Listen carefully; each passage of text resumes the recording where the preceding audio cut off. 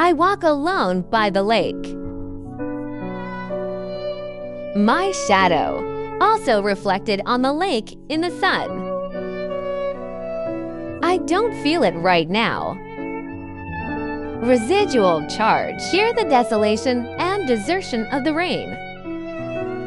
Instead, I saw a kind of tragic and poignant life. Perhaps it is the autumn sunshine. Gave the residual lotus one last touch of tragedy. Beautiful. Maybe there is no bleak autumn wind, so there is no sad state of mind. Between bloom and decline, in the midst of prosperity and loneliness, I see life at different times. Different forms shows a different kind of charm. The residual load in the sun is not sad. Withered leaves, holding on to rebirth and hope in the sun.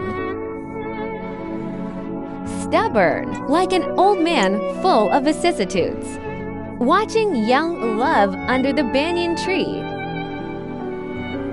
There is a kind of fragmentation, the most brilliant melancholy beauty of life, and beliefs gathered over a lifetime. Crossing the lake of life.